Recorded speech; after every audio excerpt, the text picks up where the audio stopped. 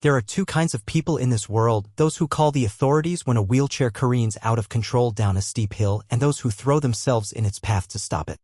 If you'd told me 6 months ago that I would owe my daughter's life to the bravery of a hospital nurse in scrubs or that the most dangerous threat I'd face after 15 years in the FBI wasn't a terrorist or criminal, but the president of a suburban homeowners association, I wouldn't have believed you. But here we are. My name is Daniel Mercer. I spent over a decade in tactical operations for the FBI, handling some of the country's most complex threats. I thought I understood evil. I thought I'd seen enough of humanity's worst to never be surprised again. But nothing prepared me for the quiet, seething malice of Judith Cranford, the HOA president of the Ridgeview Glen community, a woman whose obsession with power almost got my daughter killed. We moved to Ridgeview Glen in search of a fresh start. After my wife, Elena, passed away from cancer, I needed a safe and stable environment for my daughter, Mia. She's 14, brilliant, funny, and happens to live with spinal muscular atrophy. Her condition has never defined her, though it affects her physically. She gets around in a custom electric wheelchair and uses adaptive tech like it's an extension of her own body. She's a genius with computers, already teaching college-level programming courses online. I've never met anyone like her. The first week in Ridgeview Glen seemed perfect. Neighbors brought by casseroles and asked about Mia. One elderly couple gave us homemade peach jam.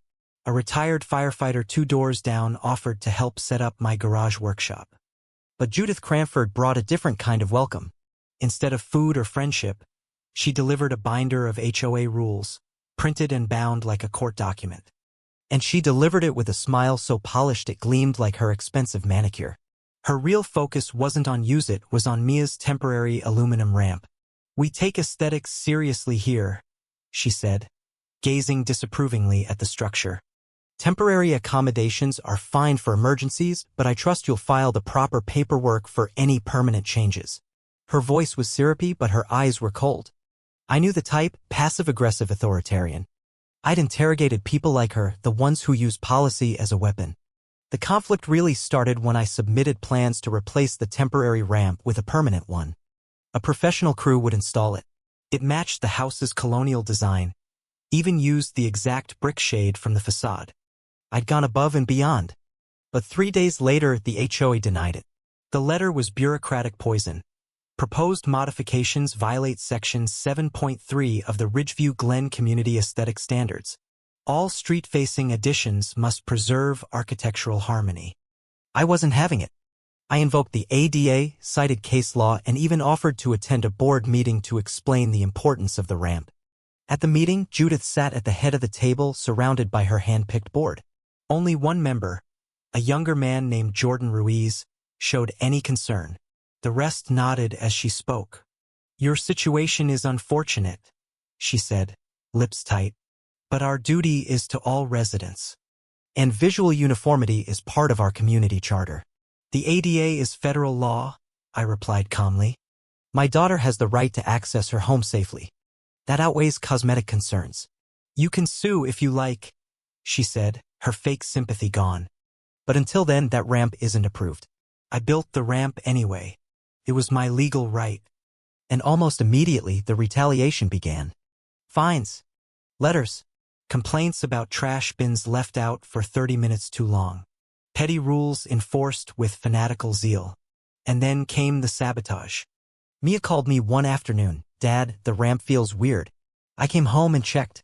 Someone had loosened the bolts beneath it, not enough to collapse immediately, but enough to be dangerous over time. I installed security cameras that night. The footage I captured 3 days later showed a person in dark clothing fiddling with the ramp, tall, slim build, purposeful movements. I suspected Judith immediately, but I waited. I reinforced the ramp and stayed vigilant. Then came the unthinkable. I was working from home when one of the new cameras alerted me. I checked the live feed. Someone had entered the garage.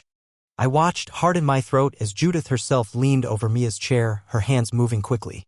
She used wire cutters, then wrapped the brake cable with black tape. I wanted to confront her, to charge down and catch her red-handed. But my FBI instincts overruled my anger. I documented everything. The next day, Mia's school had early dismissal. I'd missed the notice. She rode the accessible bus home and began the short journey from the corner to our house. Normally safe, but not today. Her brakes didn't respond.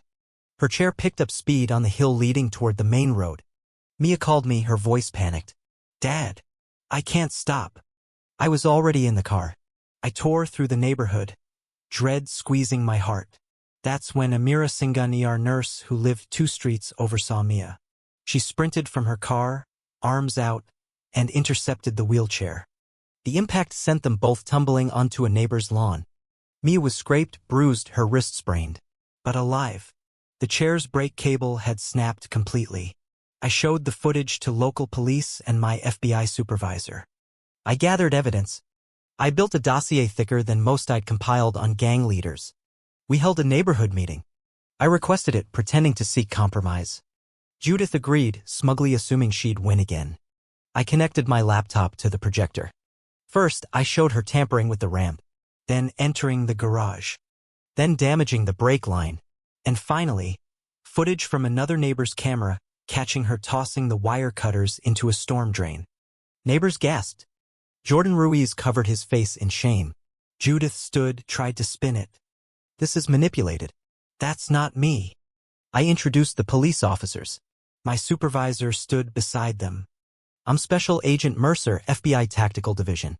And you're under arrest for attempted murder of a disabled minor." Judith lunged for the door, but a neighbor blocked her. She was handcuffed on the spot, screaming, "This is a setup. I kept this neighborhood beautiful. That girl doesn't belong here." Silence fell. Then I spoke. "My daughter belongs wherever she chooses to live. And now everyone sees who you really are."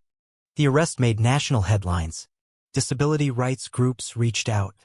Judith was tried, convicted, and sentenced to 15 years. Her accomplice on the board testified to years of HOA corruption. Financial records showed embezzlement, cover-ups, discrimination. It all unraveled. Jordan became interim president. Amira was elected to the board.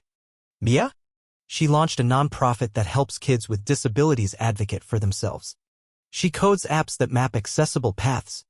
She's already accepted into MIT. As for me, I stayed. Because this time, the community is worth fighting for. And every time I see Mia roll down that now bolted, beautifully landscaped ramp waving to neighbors who supported USI, remember that sometimes justice wears quiet shoes.